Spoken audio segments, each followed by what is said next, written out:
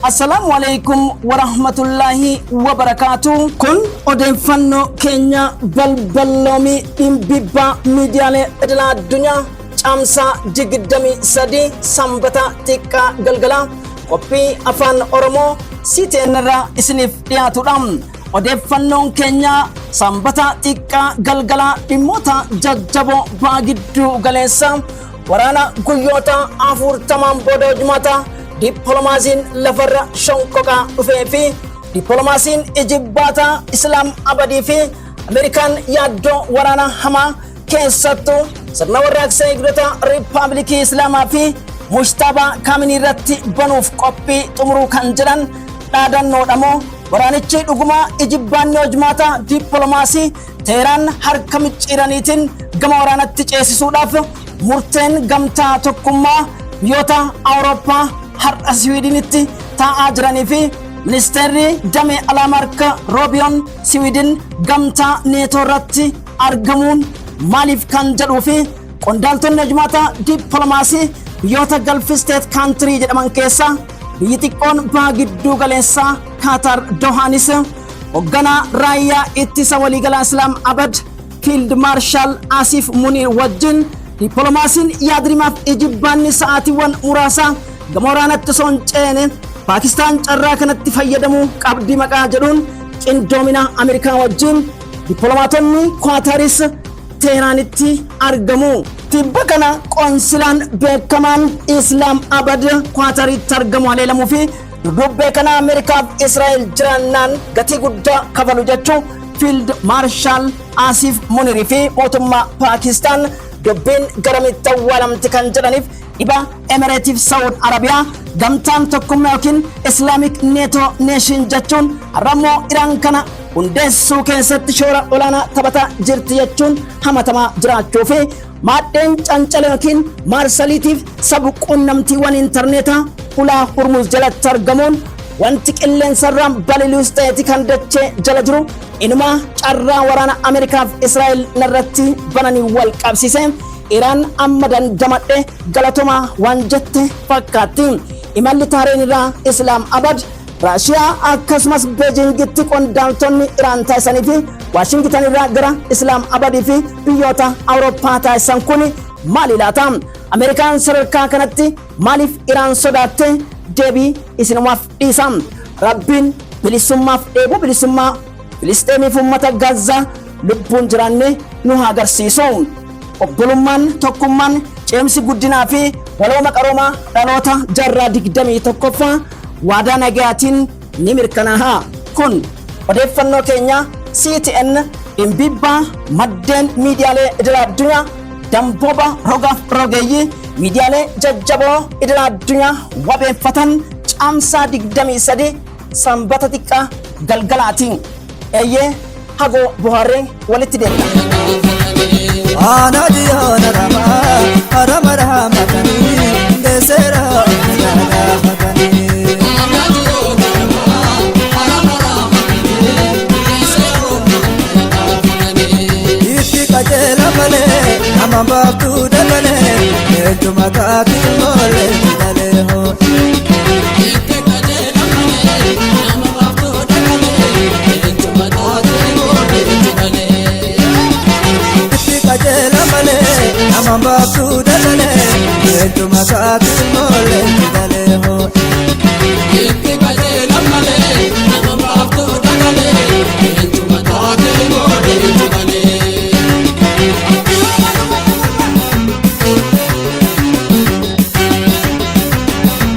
Toora marsariitii The Telegraph jedhu gubbaatti odeeffannoon iccitii waraana guyyoota 40 Iraan Israa'el Ameerikaa har'a gadi bahee Pentagon girgirii fi yaa'ii guddoo keessatti akka argamtuuf Daayirektariin Koolaatikaaf nageenya biyyoolessaa Ameerikaa Tulsi Gabaardis aangoo gadi dhiisuun jaboo akka Pentagon girgireesseef wal shakkii keessa kaa'es dubbatamaa jira.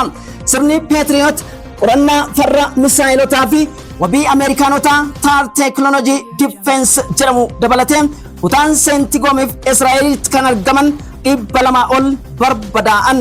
Kisaaraan gurguddoo fi jaboo ta'e Ameerikaa waraana guyyoota 40 keessatti mudachuun iccitiin Pentagon girgireesseef qoraases gadi ba'anii jiran. Raadaarii teekinooloojii ammayyaa kana bira dabarteet taareen tarkaanfiiwwan jajjaboo Ameerikaa qaanessu fudhachuu Middle Eastis Reuters Associated Press dubbii Telegraaf kana gabaasuu bira darbanii ragaa wajjin maxxansuu irratti argaman. Drooniin MQ-9 Raptor drone jedhamuun beekamu gatii doolaara miliyoona 32,267 United States of America harkaas barbadaa'aniit nagaheen Pentagoniit ergame. Gatiin Peetiriyootii fi taar teekinooloojii Difeensi sirna qolannaa misaayilota yookiin anti misaayil eer difeensi jedhamu addunyaarraa kan jalqabaati. Ameerikaan kana qofas hin dhabne waraana guyyoottan 40 irrattis xiyyaarota teekinooloojii bebbeekamoo F-15, 16 fi F-22 35tti 42 dhabde. Iccitiin Telegraaf baase kanattis hin dhaabbanne. Odeeffannoon sabaahimaa fi sabquunnamtii miiltoo waraana istiraatejii ba'aa giddu galeessaaf qajeelfama haleellaa guddaa Iraan akka madooshaatti rukutuuf male kutaa ba'aa giddu galeessaa biyyoota dugda Ameerikaa ta'an Oman, Bahareen, Joordaan, Iraaq, Kuwait, Saud Arabiyaa, Gamtaa Emireetota hanga Kwaataritti argamus daaraan Pentagoniif akka nagahetti ergame. Maallaqni guddaanis akka itti ba'etu himama. Raadaarii teekinooloojii ammayyaa kana bira dabarteet taareen tarkaanfiiwwan jajjaboo Ameerikaa qaanessu fudhachuu Middle Eastis Reuters Associated Press dubbii Telegraaf kana gabaasuu bira darbanii sadarkaa gulantaa irree biyyoota veetoo paawar jedhaniif sadarkaa addunyaatti Chaayinaa, Ameerikaa fi Raashiyaatti aanan afuraffaa ta'us miidiyaaleen idil addunyaa ragaalee qabatamoo guyyoottan 83 falmaa Ameerikaatii fi hojmaata dippiloomaasii dhukaasa waaloon dhaabuu taasifame irratti yaada Pireezidaant Doonaald Tiraamp ejjannoon kaasanii fi gamtaan Awurooppaa hulaa Hormuuz saaquu dadhabuun qajeelfamni gurguddoon keessattuu pireezidaantii muummee addunyaa ta'e Pireezidaant Doonaald J. Tiraamp amma yuuroo miliyoona 50tti heerri Riippaabilikii Islaamaa isaan adamsuu baasuu fi qormaanni xaaxaaf xaxni siyaasaa Ameerikaa hariiroo dippiloomaasiif imaammata tarsiimoo siyaasaa biyyoota ba'aa giddu galeessaa hanga Afrikaatti mallattoo gaaffii jala galus kan xiinxalan jabatu jiru. Kabajamtoota hordoftoota keenya viidiyoon keenya isin qaqqabe like, share akkasumas toora yuutuubii keenya subscribe gochuun kabajamtoota maamiltoota maatii keenyatti dabalama. Darbiin odeeffannoo CTN guyyaa guyyaa akka isin dhaqqabuuf mallattoo abbuugduu qubaa sana tuquun like gochuun hiriyoota jaalattaniif qoqqooduun sanduuqa odeeffannoo fi yaadaa keessatti no more, no war, free Palestine victory, free worldwide civilians jechuun dagatina. Pireezidaant Doonaald Tiraamp jaboo dhadhawwisuudhaan sirna misaayilota humna qilleensaaf raadaarii galoo galaanaa fi akkasumas maadhee buufata misaayilota diroonota balleessine qondaaltota isaanii biyyootti daballee jechuun dhadhawwisaa turuu bira darbaniitiin Iraan harka laachifnee jirra. Carraadhumaa ammoo kadhannaa biyyoota ba'aa giddu galeessaa nagaa waraanichaa waaraa fiduuf kutaan ba'aa giddu galeessaatis ta'e michoota keenya wajjin hariiroo qabnu cimsuuf dhageenyee waltajjii dippiloomaasiitti dhufne kan jedhan tariitii yaada of baraartii fi kaasaa yookiin burjii hamilee walii kennu akka ta'es rogeeyyiin xiinxaltoota dhimma ba'aa giddu galeessaa dubbachuu irratti argaman. Abbaan aangoo Riippaabilikii Islaamaa araaramniif magfiraan rabbii irratti haa jiraatu Ayatollah Sayyid Ali Khamenei erga boqotanii Iraan turtiiwwan guyyoota 83 booda gama waraana qaanqeef labobbaa diraamaa addaa hulaa Hormuuz irratti eegalamoo injifannoon dippiloomaasii Ameerikaan afaaniin qaaqeeffachaa gam tokkoon waltajjii irratti ba'u foddaa miidiyaaleetii ibsa afaan warra kutaa ta'ee fi yaadrimni isaa addunyaafis miilaf mataa wallaalchise Pireezidaant Doonaald Tiraamp kennaa jiran kana gara qaacceessaaf roga tokkotti deebi'ee kutaan ba'aa giddu galeessaa dippiloomaasii fi nagaa waaraatti deebi'a kan jedhus roga xiinxaltoota siyaasaalee ogeeyyii istiraatejii waraanaa dhimma waraana Ameerikaa Iraan Israa'elitti siquun hordofaa jiranii wabeeffachuun akka gabaasanni miidiyaalee idil addunyaa jedhanitti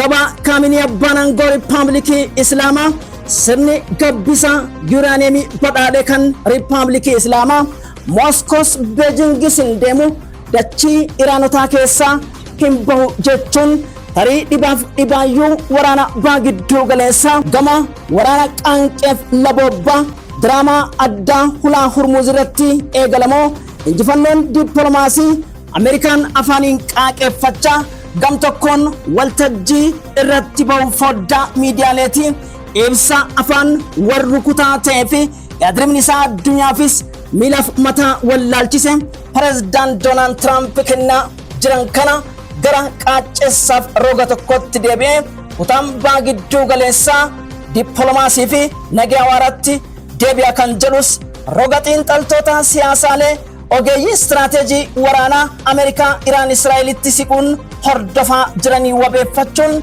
gurraan isin geenya. Kun odeeffannoo keenya CTN dhimbibbaa maddeen miidiyaalee idil addunyaa dambooba rogaaf rogeeyyii miidiyaalee jajjaboo idil addunyaa wabeeffatan caamsaa 23 sanbata xiqqaa galgalaati. Dippiloomaatonni hojmaata baagidduu galeessaa Islaam Abad marsaa xumuraa Fiild Maarshaal Asiif Muniir gara Teeraanitti taasisan kanaan goolabamaa. Rooyitoorsii fi Faayinaanshiyal Taayims Teelegiraaf iccitii addaa immoo baasan. Iccitiin guddoon Teelegiraaf maxxansi beekamaaf sabaa himaan beekamaan addunyaa har'a baasee immoo shororkaa guddaa Ameerikaan keessa jirtus lafa kaa'a. Akka barreeffama Teelegiraaf har'a addunyaan dhageettetti. Turtii pirezidaanti Shinjiippii wajjin saatiiwwan 40 taasisuun kenna isaaniif kennamellee oduu maal dhaganiiti pirezidaant Doonaald Tiraamp dirree xiyyaaratti kan argamu gataa balfaa irratti qondaaltota isaanii wajjin kenna pirezidaanti Shinjiippii pirezidaantii riippaabilikii Chaayinaa irraa kennameef gataniit miila isaanii baafatan. Osoo dubbittiin qoorteetiin madoof qeeqni United States of Americaatis addaan hin fagaatin ture. Pirezidaantiin Mooskoo Vilaadimiir Puutiin namni michummaa fi humna siyaasaa waraanaa addunyaa keessattuu dippiloomaasiif imaammata tarsiimoo haarawaa bakka Ameerikaan geettettis olaantummaa goonfachuuf nama jabaa Raashiyaan itti amantuu fi Awurooppaa guutuu girgireesse. Vilaadimiir Puutiin simannaa addaa kan pirezidaant Doonaald Tiraampiif hin taasisintu taasisameef. Ibsi biyyoonni lameen gamtaan kennan dhimma Chaayinaa, dhimma Iraanii fi nagaa hojmaata dippiloomaasii dantaa biyyoota isaanii wajjin qabanii fi kutaa baagidduu galeessaa keessatti atakaroon nagaa addunyaa booressuudha maddi eessa kan jedhu ergaasanii fi kunis iccitiin jabduun qondaaltota Raashiyaa fi Chaayinaa gidduu baateef ibsa Sputniksiif Raashiyaa Today Associated Press fi Financial Times baasan. Duraan dhoksineetiin ija ofirraa laallee gaaddidduu durdubbeetiin Teeraan deeggaraa turre. Akkuma isin biyyoota Awurooppaa, Israa'elii fi Yuukireen deeggaraa jirtanitti nutis wanta Iraanii goonu har'a ifatti deeggaruuf qophoofnee jirra jedhan. Kanas kan jedhan pirezidaantii riippaabilikii Soobeet Raashiyaa duraanii pirezidaantii Mooskoo yookiin Kireemiyaa Vilaadimiir Puutiinidha. Sanadoonni yaadrimaa qabxiiwwan 40 of keessaa qaban mallattaa'uun peentaagoniif dhibaaf dhibaayyuu bowwoo ta'eet waliin qoraasutti argama. Pirezidaantiin Ameerikaa Doonaald J. Tiraamp yuuraaniyeemicha dabarsitee kennuuf Iraan jijjiiramni yaadaa ni jiran jechuun karaa Fox News har'as dubbii jabduun gadi bahanii.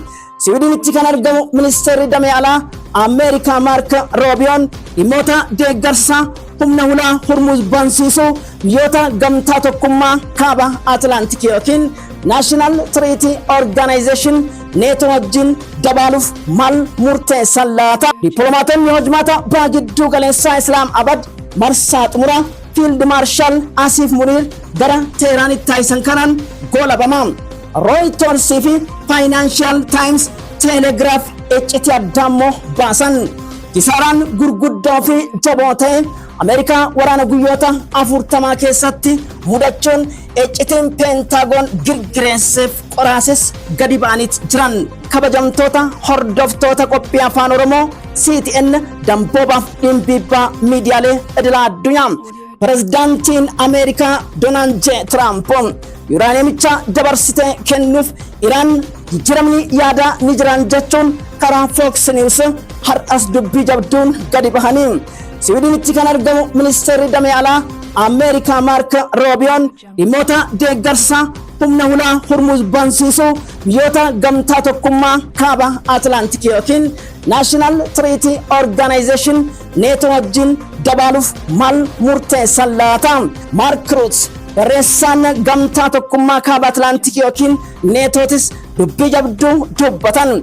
UK, Firaansiif Jarman dhuguma daboollaa biyyoota gamtaa Awurooppaa kanaan ulaa Hormuz humna waraanaatiin ibsisuu danda'ani. Sirni gabbisa Uraaniyamis ta'ee Atoomiitii fi sirni ijaarsa teekinooloojiidhaa kan Kooriyaa kaabaa Iraan keessattis hojii eegala jechuun Abba Kim Jong warra Peentaagoon jaboo dhadhawwisiisee miila sarduurratti jira. Kabajamtoota hordoftoota keenya viidiyoon keenya isin qaqqabe like, share akkasumas toora YouTube keenya subscribe gochuun kabajamtoota maamiltoota maatii keenyatti dabalama.